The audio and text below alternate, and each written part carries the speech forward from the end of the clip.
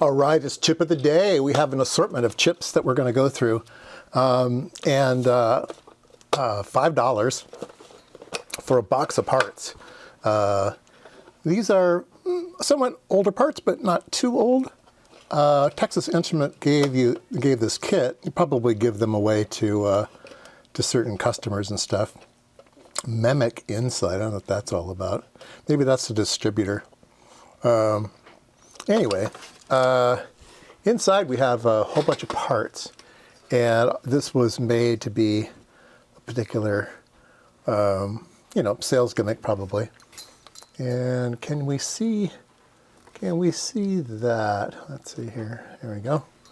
So we have a series of, these are all Texas Instrument parts. So op amps, ADCs, DACs, interface, logic power. So many. It gave you the assortment here. It actually gave you the price for 1,000 quantities. So most of the parts are around $1, sub-dollar.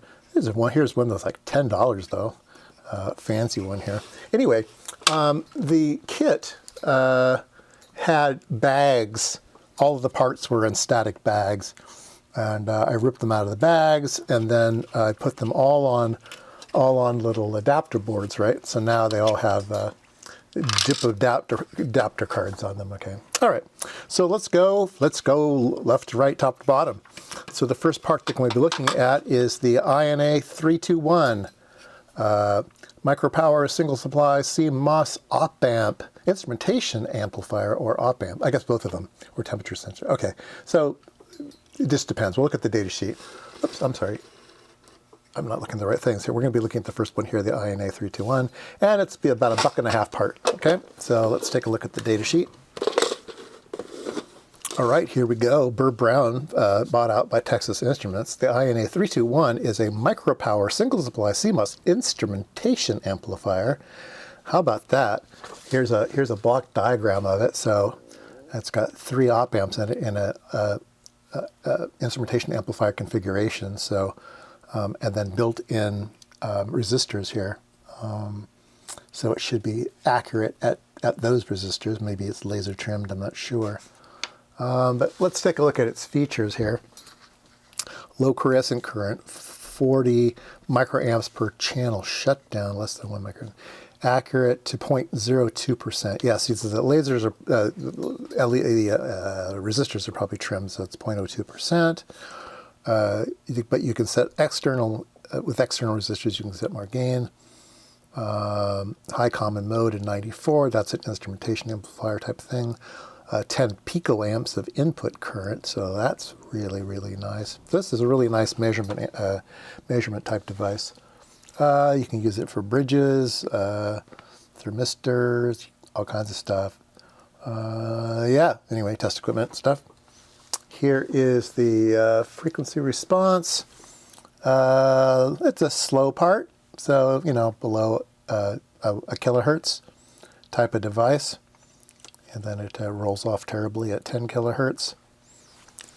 All right, run these things between 2.7 volts and 5.5 volts.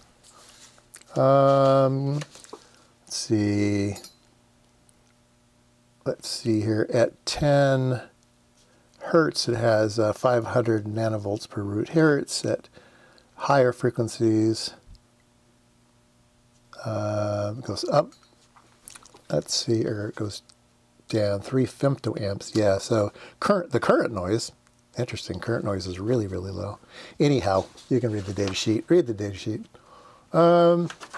Let's look at graphs. Graphs are good. Graphs are fun things to look at. So here again is the frequency response. Now, frequency response is also a function of how much gain you have in the system. I did a video on that a long time ago, but the more the gain, the less the frequency response you have, right? So at a gain of 5, you can run all the way out here to about 100 kilohertz. But at a gain of 500, you're limited, below 10 kilohertz. So that is a good graph to know about. Common mode rejection is also good at the DC up to 1 kilohertz. Let's see, what else do we want to noise? Flat noise. Noise versus frequency. Yeah, this is a good graph too. You can see that we have voltage noise and current noise, and they kind of all get together at a kilohertz. Let's see, step response. It's got a little bit of overshoot. We'll be able to see that when I hook it up. What else we got here? Distribution, settling time, gain, volts per volt. So this is slew rate, volts per volt, settling time. And that's just a matter of the frequency number will tell you stuff like that too. Okay. So as we said before, this is the configuration of the part.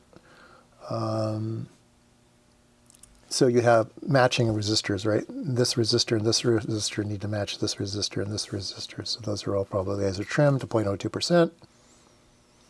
Here's a nice application and a bridge circuit where you're measuring a delta voltage. It's like a differential probe. I have an idea of maybe doing a differential probe in the future. Everybody and their brother's done one of those. Microphone input. Transformer, bridges, all the standard stuff. Let's see here. You can offset trim it with the VREF. Interesting. What does the VREF do? Where's the block diagram? It doesn't really say. VREF. Oh, that's just the input voltage here. So you can just change the offset. I did a video on that once before. I've done lots of videos, haven't I? Rail-to-rail operation, which is nice. Gain of 10 or greater, rail-to-rail output. All right. And input protection. Well, it's only 40 picoamp input, right? So I don't think it's going to be input or device. Oh, ESD. They have ESD diodes on the input. That's a good deal. Capacitor feedback improves dynamic performance. Oh, you just speed it up. Put in some capacitors to speed up things. Here's the simplified ECG. So you have left arm and right arm. They come together. You have a shielded, they might be twisted pair. Those two differential circuits are going to be measured differentially somewhere else, so they come into this thing. There's going to be some biasing put on those things. So we have a 5 volt device. We have 2.5 volts here. Then we have these 2 meg resistors. So these two things are biased at 2.5 volts. And then we're looking at the differentials between those two. And the differentials are here.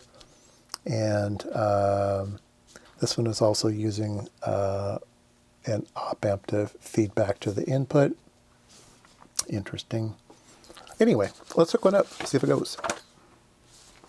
All right, so normally I would have done some breadboard stuff, but for whatever reason, I couldn't get this to work. So I might have had a dead part. The person who owned it before me may have killed it. I don't know. I couldn't make it work, so I'm sorry.